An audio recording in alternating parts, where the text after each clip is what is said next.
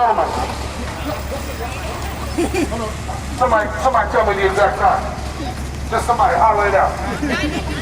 51. If you wait 3 minutes, I mean, you know, they're probably in there already.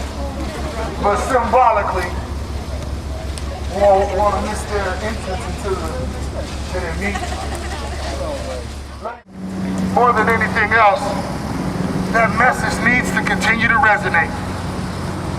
So if you all would join me, please, everyone here, unless you have a health condition that would keep you from lying on the ground, please join us. Right here, right now.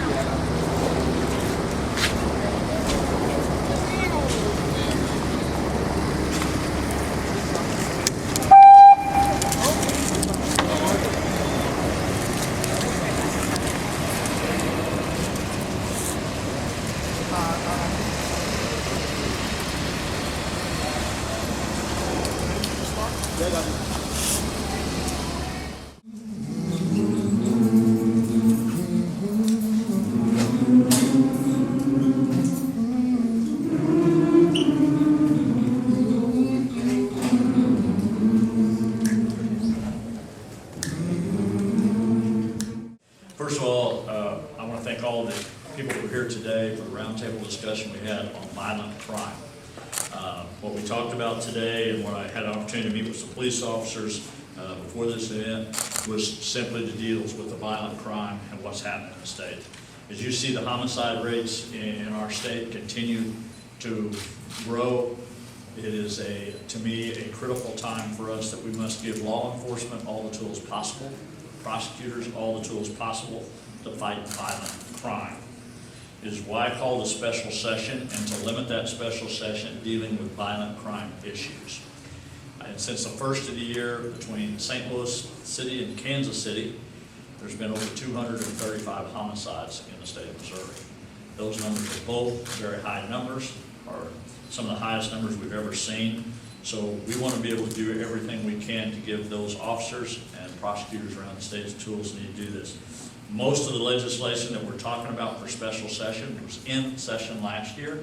It just didn't make it across the finish line, simply because of the way the session was. So, and I also want to thank the chief, all the people that's up here today, law enforcement, prosecutors, and judges was at the round table today. And I want to thank the men and women out there keeping our community safe every day, and the law enforcement officers are out there. The provisions in the special session, there's basically about 6 of them at this point.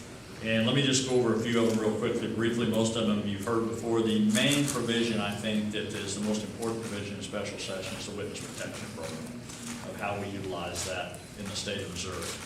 We worked with the different mayors across the state early on. We met with the African American community, some of the outreach groups, prosecutors, and felt like this would be a game changer to be able to get this legislation passed, to be able to get the funding to support it, and to make sure that the witnesses would come forward in violent criminal cases. I think that's one of the most important provisions we'll be doing. We'll also be looking at things in juvenile certification. This proposal would require the courts to determine if a juvenile should be certified as an adult for the offense of unlawful use of a weapon and an armed criminal action. Again, both violent crimes to be able to do that. And again, this entire special session will be tailored strictly to violent crime. The other thing we have is the unlawful transferable weapon. This is not a new law on the books. We're basically taking it from a misdemeanor to a felony.